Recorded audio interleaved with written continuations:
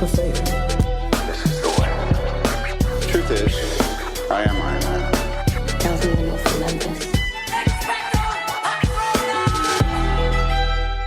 Hello, critics, non-critics, and friends. Welcome to the Film Optix podcast, brought to you by the Drive-In Podcast Network, where we discuss film, TV, and all things Hollywood-related. I'm your host, Christian, and I'm joined again, as always, by my co-host, the man himself, Devin. And in this episode, we're going to be discussing the latest Marvel film, Shang-Chi and the Legend of the Ten Rings. And before we begin today's show, you can listen to our podcasts on platforms around the internet. And if you're a new or seasoned listener to the show, we would love to hear from you guys. Follow us on Instagram and Twitter over at Film Optix. That is Optix with an X. Devin, how are you? Happy? This is another Thursday recording for us. We're back on our regular schedule. How's it feel? Yeah, we definitely needed to record for this one. Very special occasion. Very, very special occasion. And for everyone out there, just a quick update from our previous recording that we attempted to for Marvel's episode 4. We've decided just to nix it all together. The audio, Devin's audio was messing up a lot, and you know, we care about your ear care. We don't want and you. for the abridged version, we both loved it. I gave it an A. You gave it an A minus. Yeah. Great episode. Yeah, great episode. Some may even say it's better than the original Doctor Strange film itself, from what I've seen on Twitter. But today we are here to talk about Shang-Chi. But before we get into that, Devin, how's your week been? How have you been over in the old OHIO? It's been a slow week, but it is basically Friday, so that's all that matters. Yeah, buddy, it's Friday. Very, very excited, man. I'm just, man, a long weekend. And we're of course, we're reviewing Shang-Chi, like I said. The starts, technically, as of right now, as of this recording, people listening to it, they're starting their Labor Day weekend. You know, it's a great time. You got a nice 3-day weekend. We get Mondays off. I told you, Devin, taking off on Mondays is the best. I'm telling you. But what if we had tomorrow off? Tomorrow would be just as amazing, but there's something about having Mondays off I just absolutely love. And I don't know what it is, but that is all right. My week's been, pretty much the same as Devin's. It's just more of a slower week, but I would say Monday through Wednesday went by pretty fast for me. I don't know why. Maybe it's, the hustle and bustle of working from the office, but hey, it is what it is. But without further ado, we're about to get into our Shang-Chi review right after this short break. Throughout my life, the 10 rings gave our family power. If you want them to be yours one day, you have to show me you are strong enough to carry them.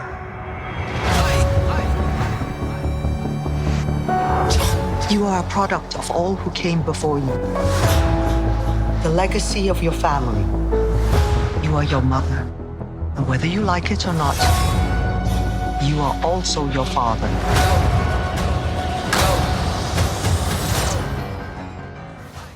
Devin. Man, oh man, we've been waiting forever for this, and we had an opportunity to go early, but we didn't. It didn't really quite work in our schedule. Atlanta. In Atlanta. I was surprised that they had invited me, and it was just super short last minute. I wasn't really able to go.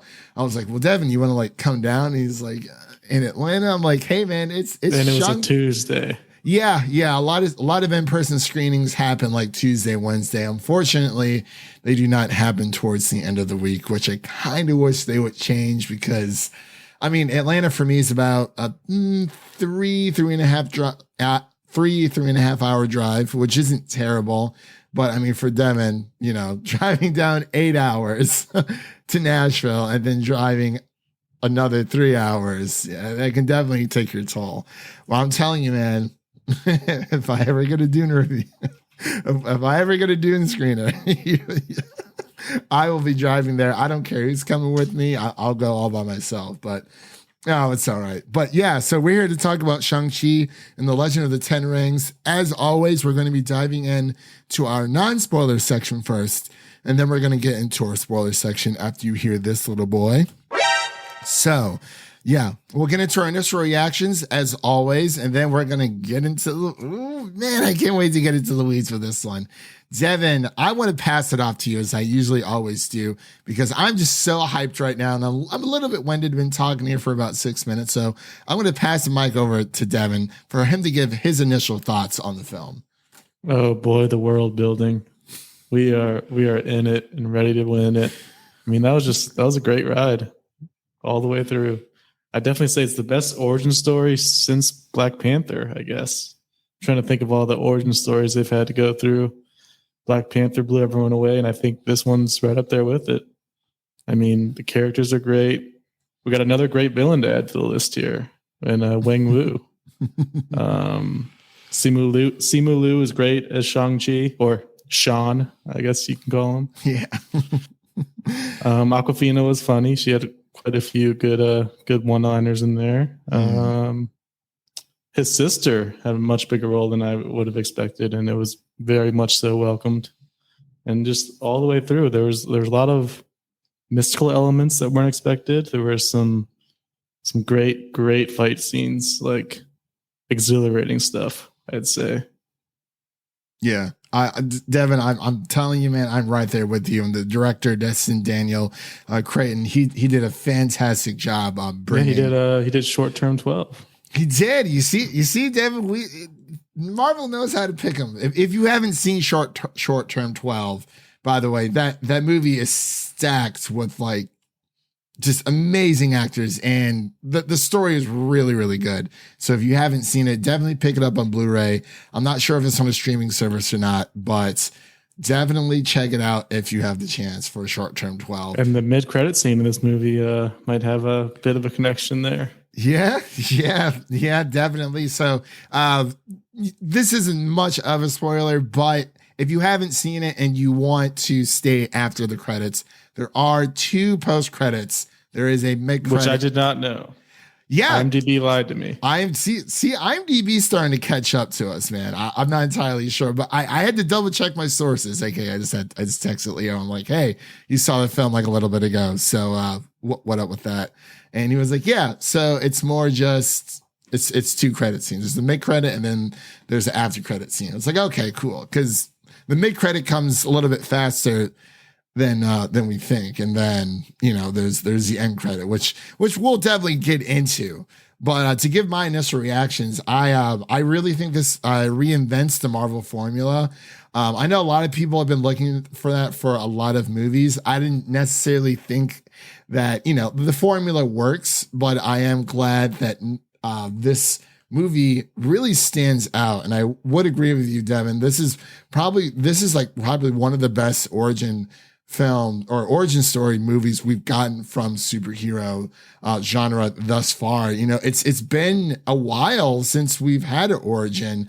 I mean, I guess you can count, besides Black Panther, I guess you can count Captain Marvel as well. But this one really just stood out to me. There's so many references, and like it gave me heavy Avatar: The Last Airbender vibes. Like, oh my gosh, I was just eating this up. I will say I had to use the bathroom for like a split second. I was trying to like time it to where it's like more so, excuse me, of a downtime within the film. But we'll get into that once we get into spoilers, because I can fill you in on that part, and you can fill me in on the end credit. Yeah.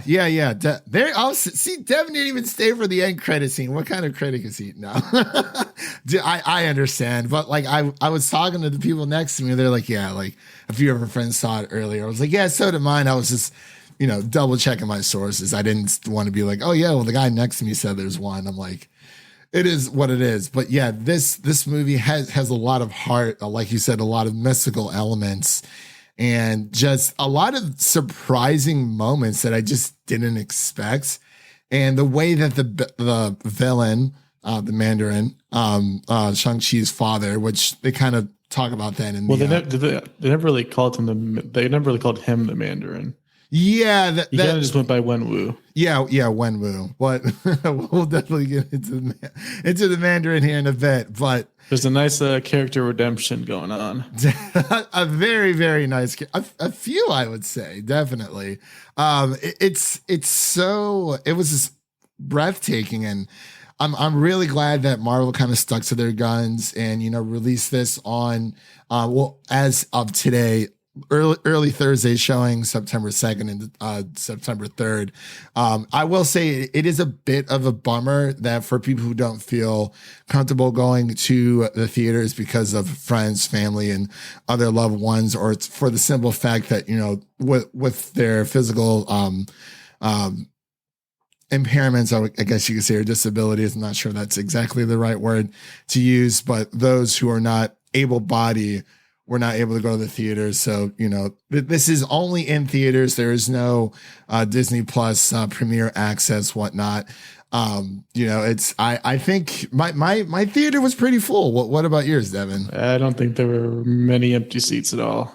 For mine, there were a lot of empty seats, but it was still like a lot of people, and the theater just spaced out.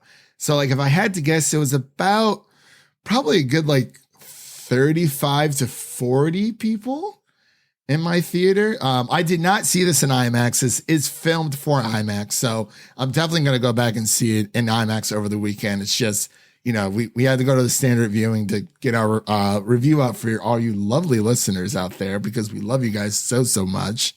But yeah, I really, it just had so much heart and just, wow. Like the character development, like you said, the world building, everything, like it just kept going. Like we were in so many different locations, and I'm like, this is really refreshing. Just like, wow. Like I really want to see how Shang-Chi kind of interweaves into, the rest of the Marvel universe. Yeah, that's the most exciting part, because there's a lot of possibilities that they set up, but I'm not sure where they're going, but I'm just excited to see where. I got to watch some videos, some theories.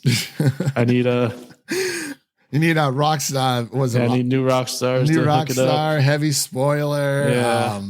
Yeah. Weekly Planet as well. Because they set up something at the end there. I'm not sure what it is, but I'm sure they'll figure it out. Oh, for sure. And the end credit scene they definitely did as well.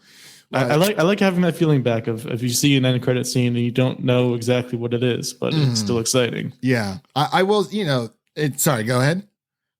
Yeah, I feel like at least I haven't really had that since the Thanos end credit scenes, because back then nobody knew who Thanos was. Yeah, that is very true, and I would agree, just because we've been on this trying to wrap up the events of phase 3 and moving on to phase 4, with everything with COVID, and obviously Black Widow being pushed back 1,000 times, and them finally being able to get that movie out so they can move forward, even though Black Widow is technically a part of phase 4, even though it happens in between the events of Civil War and Endgame. And I was like, okay, that's not bad. It's just, we're finally able to move forward with, newer characters. And, speaking of Marvel, I guess from the Guardians of the Galaxy perspective, I guess you can quote unquote saying digging from the bottom of the barrel. Not a lot of people know who Shang-Chi is, just like a lot of people didn't know who the Guardians of the Galaxy were. And I think they've done a really good job. Like he's definitely him with those Jordans, man. I was like, okay, this is nice. Like I really he's the man. Definitely. You just tell as soon as Simu got the role, you could just tell how cool he was. Yeah, and the entire cast and crew, the production design and the sound, the editing, it was just job well done, everyone. I'm just gonna give you a nice little cheer there, but it kind of just blew me away. I think as of right now, I can safely say this is definitely within my top 10 Marvel movies. I'm definitely going to go see it again in IMAX, because if you have a chance to see it in IMAX, definitely take it. But Devin, do you plan to see this movie again? Yes, I do. Saturday night with the boys. Oh, with the boy. You guys seeing an IMAX? Or you guys? I think we're going to the Cinemark. It's like XD or whatever. I think it's the same thing. God, Cinemark. I haven't heard that name in forever. Yeah. Because they closed the one over in Aurora, didn't they? I don't think it's there anymore. Yeah, and Macedonia. Oh wow. Just toss that one aside. And that's right, and the one in Macedonia. That's right. Because I used to go to the one in Macedonia all the time, and then we found out about the one in Aurora, and that was closer. So it's like, yeah. So they closed both of them down. Man. Oh, Twinsburg. So we got AMC in Sullen, huh? I've been going to the one near Cleveland. Is that the nicer one? Yeah, it's definitely nicer. Does it have IMAX? No IMAX. Oh, it does? No IMAX. Oh, no IMAX? No Dolby? That's the only unfortunate part. Oh, Cleveland. It's okay. All right. So are you ready to get into our spoiler section, Devin? Because I've been waiting my whole life. All right. Hey, we're 16 minutes in. I feel like we've stirred up the pot enough to start getting, the real juices flowing here. So ladies and gentlemen, that is your first spoiler warning. Excuse me, not spoiler review. Again, that is your second spoiler warning. So if you haven't seen the movie, 9 times out of 10, by the time this is dropped, you probably haven't, because this is dropping on Friday, the day that the movie technically comes out. Unless, hey, you're big Marvel superhero fans like us, we're going to start talking about some spoilers for the rest of you people out there who have seen it. So, Devin, where do you want to begin? Because there's just so much. I'm going to I guess you can call it a prologue, that beginning part, the backstory for Wing Wu. That was impressive. Very, very impressive. Busting out the subtitles literally within the first part of the script. It was a bold move. It was like the first 20 minutes or so was all subtitles. Yeah, I was actually talking to Ricky and Jacob about it because they went to go see it tonight as well. And someone had said, Marvel fans, those subtitles at the beginning of Shang-Chi, I know you read those. Now go watch Parasite. Yeah. Yeah, Ricky had put that in the group chat. I was like, okay, that was really funny. But yeah, busting out the subtitles, because this is all about, the Asian culture, the Asian representation in Hollywood. And I really think that they hit it home with this. It was cool seeing just how far back Wenwu goes with his power and the rings. Yeah, the scope of everything, the mystery of the rings, and we kind of get a little bit of information towards the beginning of, they're these items that grant big How I Met Your Mother vibes. How I Met Your Mother vibes. Yeah, the Asian culture edition. That'd be pretty much. But I mean, the way that they met and that dance, the fighting. Yeah, I'm sure there's a word for that, like a name for that type of fighting. But yeah, I don't have it off the top of my head. But it was very cool. And I'm probably going to reference Avatar: The Last Airbender in here like a lot, but it definitely reminded me a little bit of, if you've seen it, anyone out there listening, the Dance of Dragons that Aang and Zuko do when they find the Sun Tribe. I'm blanking the name of the actual the Sun Warriors or something like that. So it kind of reminded me of that, but obviously this was more of a playful / serious-esque fight, but it just like swept me off my feet. That boy fell in love. Literally, she was she had the oh my gosh, she had the power. She was just like, fall into my web, fall into my trap. It was very, very beautiful. And you can kind of see how that they're starting to fall for each other, and then obviously leading up for Shang-Chi, Sean. One of many great jokes. The theater was cracking up. Yeah, Awkwafina was definitely one of the highlights. Like, obviously, she was there for comedic relief, but I think it worked because it wasn't like Drax in Guardians of the Galaxy Volume 2. Like, I really like that movie, but the issue with that was that Drax was like, hey, he's a funny guy, in the first one, and then we just like dialed it up to 11 in the second one. But like I think Awkwafina's humor in Shang-Chi was very subtle. Like it was still funny. Like my entire audience like pretty much laughed at every single joke that she had. It was, it was just her being her, just put into like, hey, we kind of need you to come on set and like, just say a few lines, whatever. But I really like how they're like between Awkwafina's character, Katie, and Shang-Chi, like they have like a mutual like respect for each other. Like they've been friends for 10 years. They're keeping it platonic. Yeah, keeping it pretty platonic. Towards the end, I was like, maybe there's some kind of feelings there a little bit, but there doesn't necessarily need to be. No need. Definitely. So I really kind of like how there was a love interest in this movie between, Shang-Chi's father and his mother, but that was pretty much the love interest there. It wasn't with the main character. Well, in a way, obviously love for your parents and love for your family, but man, oh man, the sister, she was fire. See that I think that might be one of my minor issues with the movie. Nothing about the sister, but just the fact that it seems like Awkwafina got more of a role than the sister did. I will agree with you there. I'm trying because the sister. I'm sorry, I'm blanking on the actor's name or her name in the movie. It was Xiling. Xiling, yeah. So she, I do agree because I really like, especially the mid credit or the end where it's like they take Katie. Like I feel like instead of Xiling should be a part of it. Yeah, like I mean, Katie had she had the bow and whatnot. But it kind of the entire movie kind of starts with Sean and Katie or Shang-Chi. I'll just call him Shang-Chi. Shang-Chi.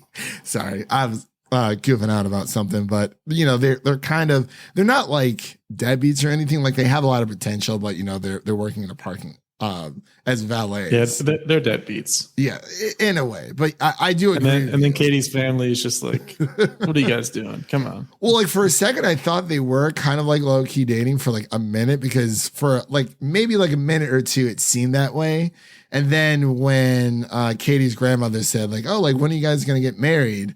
I was like, okay, like whatever he says, that'll probably like solidify what the relationship is. And he's like, oh, we're just friends, like whatever. And, she was kind of like, yeah, whatever, blah, blah, blah. But yeah, it was, I do agree with you with Shang-Chi's sister. I think it should have been her. There's a lot of potential there. Yeah, for sure. But I will say, Devin, since you didn't stay for the end credit scene, it definitely gave me a lot of Book of Boba vibes because she was cleaning out, her father's estate, quote unquote, and she's running the place. She's got her, as we saw in the movie, she has like her underground fighting ring. It seems that they've moved camp or at least expanded. So they just kind of switched over to the Mandarin campus. Yeah, I mean, in a way, it seems that they have expanded, but she's sitting in the chair, kind of how Boba was towards the end of Mandalorian season 2. Well, or how her dad was in the beginning of the movie, I'm guessing. Yeah, well, like her dad, I mean, their dad during the beginning of the movie wasn't necessarily evil. Like, I mean, well, the beginning, yeah, but then I guess what I'm saying when he met their mother is when that kind of, he hadn't used the 10 rings until she died, like, until the day she died. And that's when he kind of, I guess, reverted back because he wanted, the rings granted him long life and, over 1,000 years is what they said. So it was like, okay, I kind of figured it was around like 800, 1,000 years, but they never really like explicitly said it until towards the very end. We just knew that he lived for a very, very long time. But yeah, kind of reminds me of just the he was a villain, but like a subtle villain. Like you could definitely sympathize with him though. Very three-dimensional. Very, very three-dimensional. Like he wasn't just like, oh, like haha, like I'm Shang, the evil bad guy, whatever. Wasn't one-dimensional at all, but like you really felt for him and kind of understood where he was coming from, from the grief of loss, which we've seen in the episode 4 of Marvel's What If, and what the loss and grief can really do to a person. And when it comes to when do you decide to quote unquote move on with the rest of your life? I mean, this man's clearly moved on before with him being alive for around 1,000 years. So it's like, okay, so you understand the concept. You've seen empires rise and fall, and I thought it was interesting that it showed a montage of him like changing the course of history. Yeah, with his 10 rings. That was awesome, dude. Like I really he came in rolling with a super long hair. I was like, oh, I know where this is going. This is going to be awesome. But yeah, the powers of the give me some Raya vibes too. Yeah. Oh yeah. Also Raya. Yeah, I was actually going to bring that up. It definitely gave me a lot of Raya the Last Dragon vibes. I was actually halfway just waiting for those characters to show up because it just. I mean, they kind of did, those dragons at the end. That was, oh man, that huge CGI. There's so many mythical creatures. And of course I don't know if we should go there yet. We got to start at the beginning with that bus scene. Okay. Let's park it. Let's back it up a little bit with the bus. Because they showed a fair amount of that bus scene in the trailer, and I was like, all right, this looks pretty cool. But then in the actual movie, it just blew me away completely. Like it escalated. One of the best fight scenes in the MCU. Yeah, it escalated so quickly. Because no, we don't know anything about Shang-Chi at that point in the movie. Like we don't know what his training has been or what he is. Neither does Katie. Yeah, and I was wondering how they were. Great. Yeah, I was wondering how they were going to kind of tie all that in because he just seems like a normal guy. Obviously, his mother gave him like this nice little pendant. And kind of just out of nowhere, that music starts and then he just starts going to town. It was so good. Have you listened to the soundtrack yet on Spotify? I'm gonna have to because there was a lot of hits. There was a lot of hits in there, man. I haven't listened besides In the Heights, I haven't really listened to like or a Hamilton, whatever. But I haven't listened to like a movie soundtrack since like I think Spider-Verse and prior to that, Black Panther. So it's like, it really is nice when, like in Marvel is like promoting like, hey, like, the soundtrack's on there, whatever. I think Simu, he was on Twitter promoting it as well. It's like, people are like, hey, it's time. But I do agree. Like that bus scene was like 10 times better than obviously the one in Captain Marvel. That one was kind of more so quick. We did see a few scenes, like you said, but we obviously now seeing the full picture. I was like, that was such a good introduction. Yeah, technically the second fight scene because the first one with the mother and the father, I guess that was, and then this one just took it up another notch. I was like, wow, with the bus scene and whatnot, and Razor Fist. the live streamer. He's like, hey, well, what's up, everyone? It's your boy. Great. Man. Yeah. And then it really was nice to be like, okay, like he obviously knows Kung Fu because we don't know what happens. The last time we saw Shang-Chi, he was, a little boy talking to his mom. We didn't really know what had happened to his mom. And then, all those missing years in between. And then it just like, he just runs into these random people. It's like, hey, we want your pendant. And he's like, who are you? And then that choreography was just amazing. Man. And then that double kick. Yeah.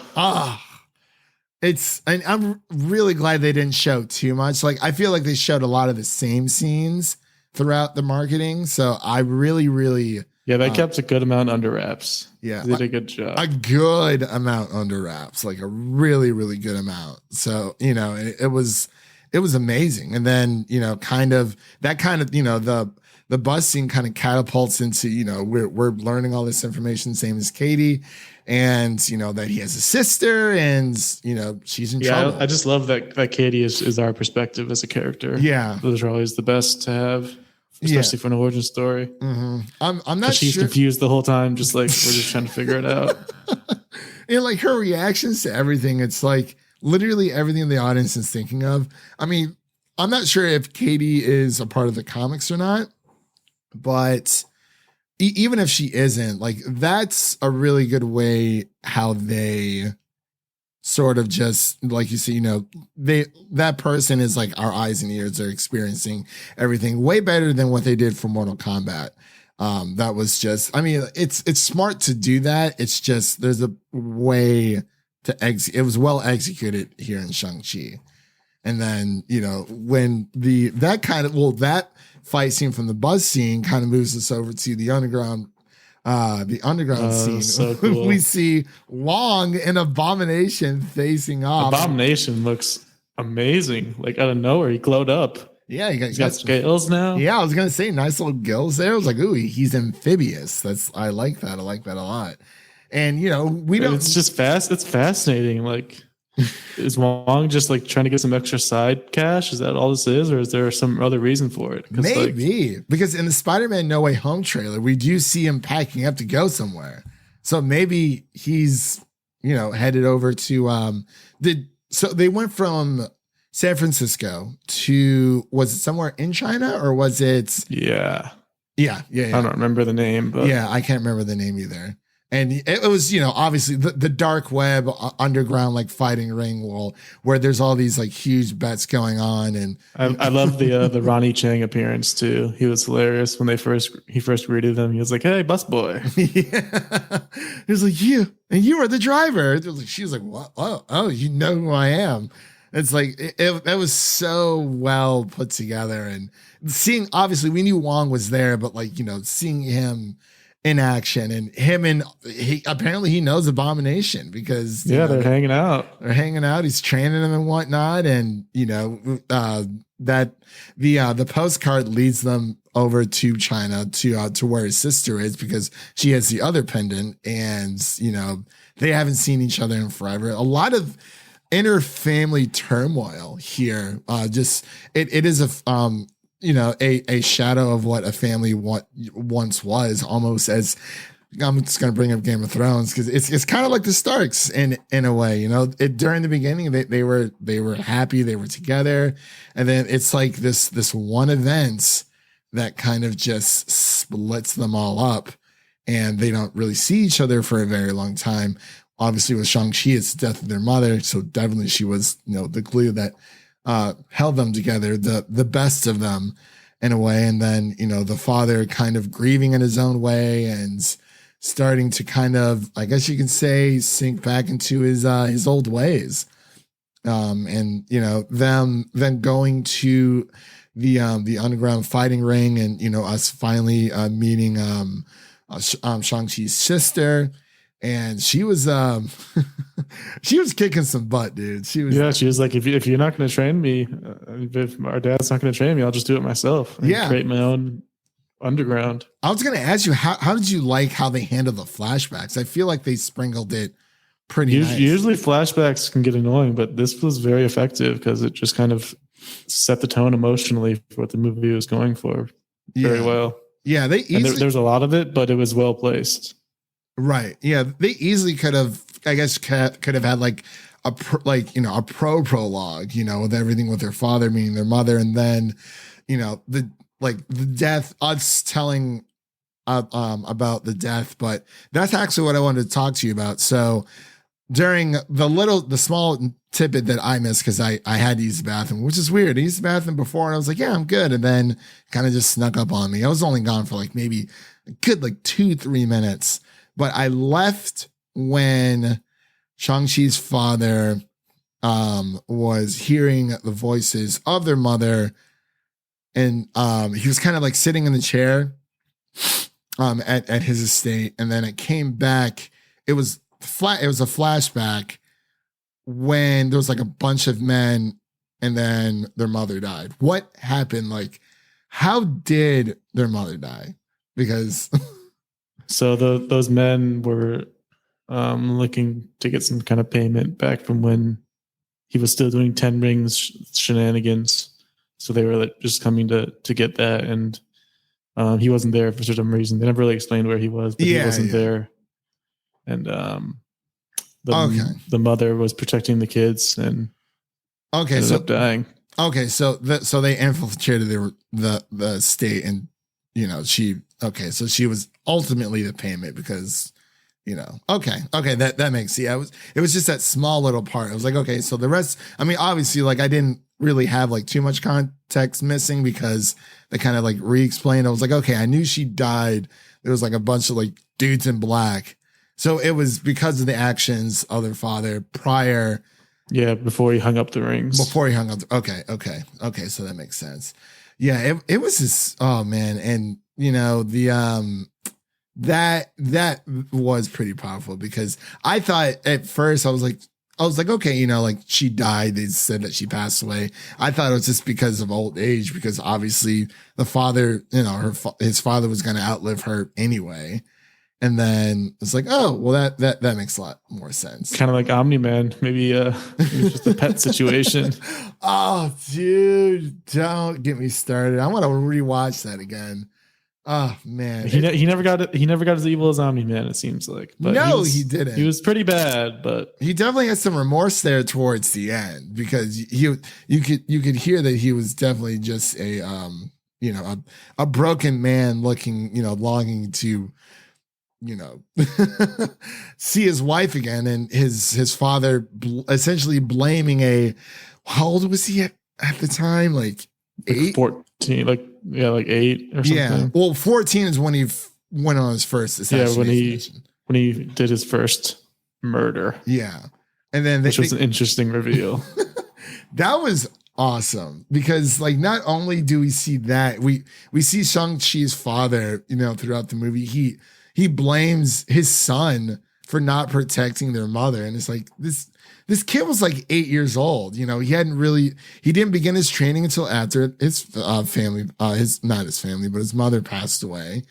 And yeah, it's like, I mean, what are the kids, going to do in that situation? So, the mother dying, protecting, her young, and then him blaming, Shang-Chi's father blaming, Shang-Chi for all of that. And then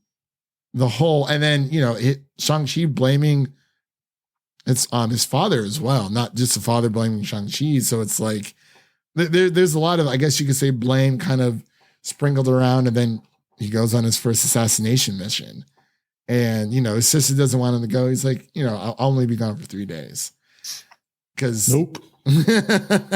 So what was it, like 6 years later? 6 years later, Devin, that was insane. What did you think about that aspect? I feel like that's a good remorse to build up towards your sibling. Yeah, she had all the right to be angry. She showed it too, man. Oh my gosh, that fight between I also love at the beginning when they're escaping, and he's like, "You left us to die," and she's like, "Yeah, now you know how it feels." She was like, "I'm out, deuces." I was like, "Wow." But yeah, her in that fighting ring, I was like, oh, so she means business right now, like 100%. And then, it kind of moves on from there. And we, should we talk about the great cameo reveal yet? Or should we, yeah, let's get into it. They get captured by Wenwu and his henchmen. And then the 10-ring they're in this basement dungeon. And what do they hear in the room next to them? The greatest actor of their generation. I'm sorry. I chucked up there for a second because his reveal was so funny. The Mandarin from Traveler Slattery. Traveler Slattery. The Mandarin from Iron Man 3 makes an appearance. A great redemption. He's being held prisoner. He does a phenomenal job. He is an actor, so to speak. And I absolutely loved. And he's got a buddy. Yeah, the faceless. What did Awkwafina call it? It was like a pig chicken. A pig. What was its name again? Melvin or something? I think so. Yeah, Melvin. Oh, Melvin. It looks so weird. Like, it didn't even have a neck, Devin. It's different if it doesn't have a face. Like, I guess when I think of like a face, it's just like, it's a face, but there's no, eyes, ear, mouth, or whatever. But like, literally just didn't have a head. It was just like a furry pig chicken. And I was like, wow, this is weird. I wonder how Disney's gonna, capitalize on this. I don't know how many kids are gonna be buying that. That it's plush not. toy. It's not the prettiest. It's not the prettiest thing, but oh my gosh, he was so lovable, almost like Sebastian and the Suicide Squad. Couldn't just it's hard to hate him. I guess is what I'm trying to say there. But yeah, we get the Mandarin from Iron Man 3, and Shang-Chi's father kind of mentions that, like there was a poser, and they kind of brush over the events of Iron Man 3 because for some reason people really, really just hated that. And I think he made a really, really great a great redemption.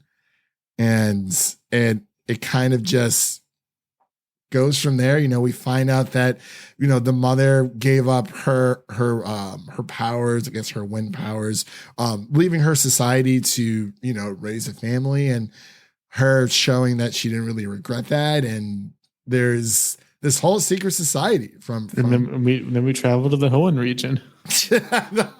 There was some Moltres flying through the sky. We had some Ninetales on the ground. Serious. Oh, dude, I loved that nine-tailed thing. I was like, okay, this is cool. And of course, there's so many great references, and I really liked how that really just expanded the mythos for and it's like legitimate like cultural references for China, for Chinese like mythology. Like those giant lion things are always so cool. Dragons, of course. Yeah, Chinese dragons, of course, not European dragons. Chinese dragons. For those who don't know, if you've seen Ryan the Last Dragon, you see them there too. They have more of a snake like figure.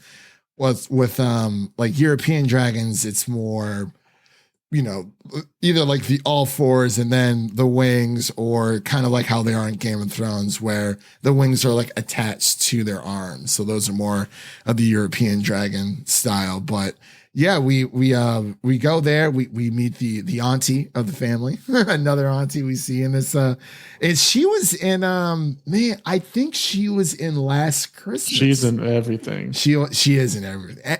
Everything. I think she was in Last Christmas with Henry Golding and Amelia Clark, if I'm not mistaken. And of course, she was in Crazy Rich Asians. Yes. Oh, see, and I got to go back and watch that movie because I adored that. And if you haven't seen Awkwafina anything lately, definitely go check out The Farewell, the A24 film. And Crazy Rich Asians. Yeah, and Crazy Rich. And I really like how she, in any like Asian-centric film, like she is there, representing the Asian culture, because we really don't see a lot of these films, or we really just don't see a lot of Asian actors in Hollywood, in this, obviously between this and Mulan, and obviously Ryan the Last Dragon, Mulan wasn't Mulan, but the live action, but it's still, it definitely still. Wow. counts. Apparently Michelle Yeoh is going to be in Avatar 2, 3, 4, and 5. And The Witcher Blood Origin. The Blood Origin. Oh, that's right. They're making a TV miniseries. That's right. Dude, they've been doing so much stuff with The Witcher. So obviously season 2. And she was in Gunpowder Milkshake. Yeah. What? Oh, that's right. She was in Gunpowder Milkshake. That's right. She's in everything. She is literally everywhere. Congratulations to her, because she's killing it out here. 100%. So yeah, we like Devin says, we travel to the Hoenn/Kanto region, and we see all That's these. all I could think about, just seeing those mythical Pokemon creatures. As soon as I saw the Ninetales, I'm like, oh my god, just Ninetales and Vulpix. There they are. Those actually do expand from Chinese mythos, so definitely, and get a little, I guess you could say a little Gyarados action in there from the a little bit from the dragon side, and we, things kind of escalate, and there's that huge, the portal to a demon or a monster that feeds on the desires. I will say this part of the movie definitely slowed a bit for me. Mm-hmm. Like they had the training montage, which was cool, Yeah. but then it just kind of halted after that. Yeah, it was But kind then of like as soon as he shows up, then it just picks right back up. Yeah, I kind of liked it because it seemed throughout the entire movie that, they just kept, the pacing, it just kept escalating, and like so much had happened. I feel like that was like a nice little break. It kind of reminded me of the dinner table scene a little bit in Black Widow, where they kind of like slowed down just a bit. I don't mind that too much because we do get a lot more exposition into the story, and it does move the story forward, but it does give, after they escape from Shang-Chi's father, just a bit of a breathing room, so they can kind of, in a way, recollect themselves and reflect on what's going on. And then, we know that he's coming, so it also serves as like a preparedness for what's to come for like the third act. And whoo, what a third act it was. Yeah, and Shang-Chi meets the Great Protector. The Great Protector. It was great. I really like how it was like between the villain, like, yeah, it was his father. Like they're the same, but not really. And it was more so like kind of like a mini boss and then the true boss, because the father was more so the mini boss fight with Shang-Chi, and Shang-Chi kind of learning, I guess you could say airbending in a way, or his mother's way of the Force, if you will. But he kind of takes control of 5 of the 10 rings, and he just was looking all majestic and whatnot. I was like, this is so freaking cool. And the fight itself was just great. Like just between Shang-Chi and his father, you could really feel like there was tension there. Shang-Chi's told him to, let it go. It's not worth it. And he's like, you don't understand. He's like, I know your mother's voice. I know your mother's voice. She's behind that door. She's behind that door. And then it just, we get the big old Mothra type creature. And, Shang-Chi eventually gets knocked into the water and summons a dragon, I guess you could say. And that I also just love that all their weapons and armor is made from dragon scales. Like that's so cool. Mm-hmm. And that was like, I guess in the way that was her secret weapon. Awkwafina learns how to carry a bow. That's where I get a lot of the Black Panther vibes, because it's kind of like their vibranium.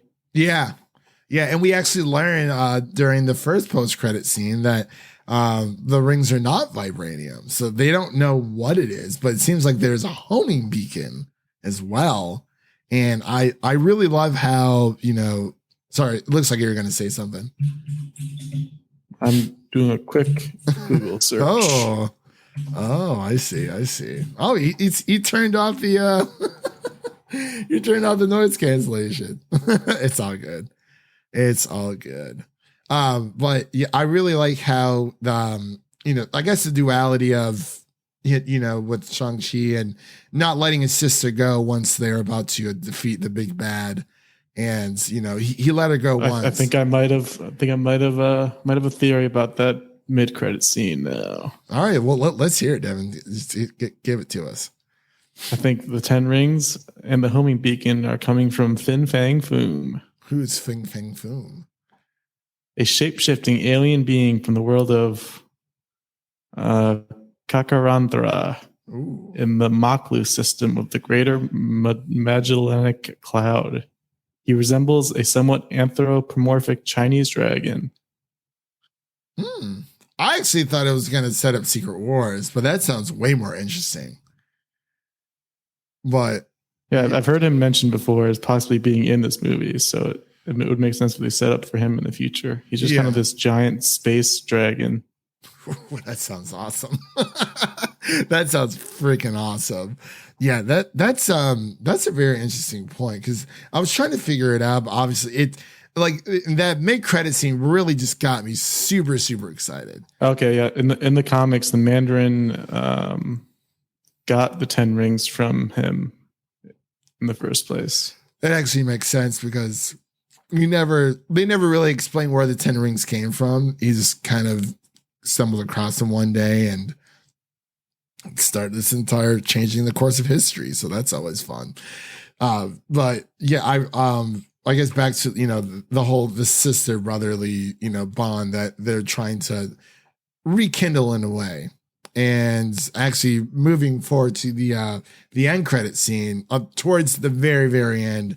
It's not this like a black title screen. It has like the 10 rings around it, and it just says the 10 rings will return, of course. So everyone was very excited about that one. But man, oh man, just a great film overall. Like we said, it really redefines what the Marvel formula is, and hopefully moving forward. Like there's so much mystery because I was wondering how he was going to tie into everyone else. And, you know, he's already met, Carol Danvers and good old Brucey there towards that's the mid-credit scene. Wong, Bruce, and Carol are trying to figure out what these 10 rings are.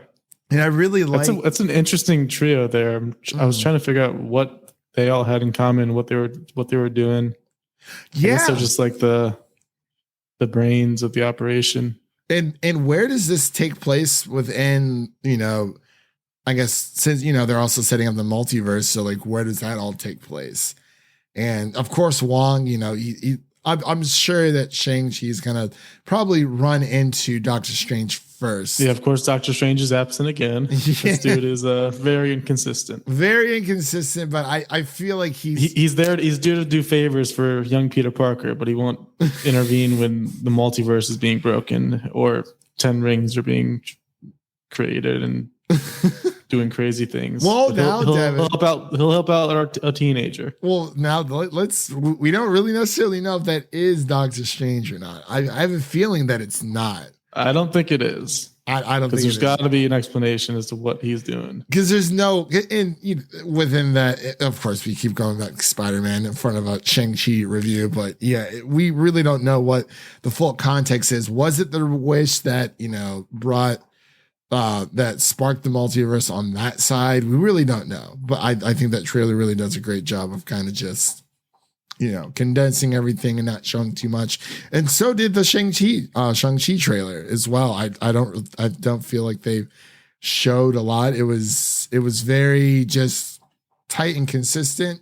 We've been waiting for this for a while, and I think it definitely was worth the payoff, like 100%. Very refreshing. Very, very refreshing. But I wanted to pass it back over to you, Devin. Did you have any other last comments or concerns before we get into scores and get out of here? Yeah, like I mentioned earlier, I think it was a little weird that Katie kind of got thrown in at the end with Shang-Chi. Like I understand she had her part and she contributed, but kind of wish the sister had some role too. Yeah. Yeah, I mean, like I said, like it does seem like she does have a role, because I feel like it would have been weird if they would have just showed us the mid credit and then that was it. It's like, okay, well, what happened to the sister? Because we knew she went back, when they're talking to their friends all over again. Yeah, that was great. That was the karaoke too. We didn't even mention yet the karaoke. Hotel California, great. Oh my God, Awkwafina's, how her and Shang-Chi met, when they were in grade school, and this bully was picking on Shang-Chi, and then she comes out of nowhere and just starts singing Hotel California, and that was a nice little tie-in the few times that they did karaoke, especially with Wong towards the end. Marvel really just knows that got a giant laugh. Same, dude. My theater ate that movie up. Like it was, oof. Like it was great. I mean, it was nice to see it with other people. Definitely probably would not have had maybe the same effect watching at home. But again, like that's all. It's a small gripe of mine, just because, the people who just aren't able to go to the theaters, or there may not be a theater available near them, or they kind of have to wait a little bit longer to see this film. That's the only sucky part. But I think they'd be used to it by now. I don't know. I mean, a lot of things have been pushed back. Did you get the Spider-Man trailer in your theater for the previews? I only got like the second half of the trailers, so I don't know if it played in the first half. Oh, see, yeah, I got there like a little. I got there a little bit early, but I got Dear Evan Hansen. Very, very excited. What else? Oh, we got the Eternals trailer. That was the last thing they showed. Yeah, I got that one. And we got Dune. That was. Man, I was so excited. Every time I watch that trailer, dude, it gives me chills. Gives me chills every time. And I think that's about, because yeah, I mean, Eternals is the next movie, so it would probably make sense. They probably won't start running the Spider-Man trailers until after Eternals hits theaters. Yeah, for sure. But yeah, you ready to get into scores? Yeah. All right, Devin, I'm gonna go first. Whew. I've been sitting on this for a while. I'm gonna have to give this like a solid A. I give it like a 90, probably like a 93, 94, somewhere in there. Like, you know, the small little things. I mean, I really did enjoy it. Like it breathes breathe a lot of like new fresh air into this universe and just expanding it. And we don't really know when this happens. Well, I mean, I guess we do kind of assume with the mid-credit scene that obviously it does happen after Endgame. Well, parts of it does, but because, you know, he's all the way out in California. They also mentioned in the beginning how what their friend was talking about, how at any moment half the world can be snapped away. So it's definitely after Endgame. Yeah, that's right. Yeah. Definitely after Endgame. So yeah, I guess anything in phase 4 technically is after Endgame then. Minus Black Widow. Yeah. Because I was wondering that myself to see like where this kind of fell within that universe. So yeah, that does definitely make sense. But yeah, I'm just gonna give it a solid 94. Like I really, really enjoyed this film. You know, super small little issues here and there, but yeah, especially this the way that I wish there would have been more of like a more nice, a better goodbye between Shang-Chi and his father. But I mean, I guess there was the transfer of the rings was probably like the bequeathment, the final farewell. But, and then his Kamehameha. Dude, I almost forgot to mention that. Yes. And the fact that Awkwafina mentioned that, she was like, and Sean does this amazing like Kamehameha wave. I was like, yes, Marvel. Big Michael Pena vibes from Ant-Man, just recapping the events. Yeah. I loved it, man. Definitely. You know, I'm bumping it up to 95. Let's go. Wow.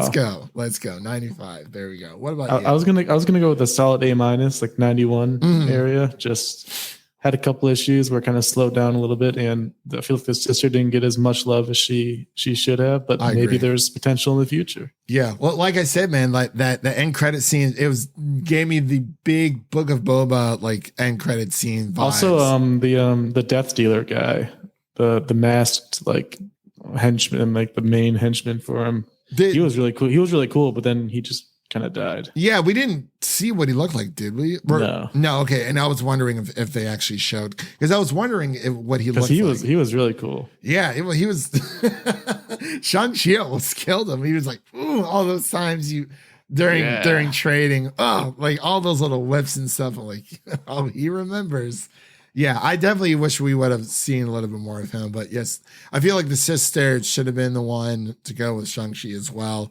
But I mean, it is Awkwafina, or maybe just all three of them I would have been okay with. But yeah, I guess someone had to take over their father's estate, and she would be the closest one. I mean, even though, you know, they seem like they're very different people, because it seems like she went through a lot after Shang-Chi left, and kind of just, you know, her own journey. I would love to see maybe like a little prequel thing, or just like a mini series or something. But hey, Shang-Chi is here. He's in the MCU, and you know, he's got the rings. He's got the rings. He got them 10 Super Bowl rings, man. 10 Super Bowl rings. Almost just a little bit more so than the Steelers, but we'll get there one day.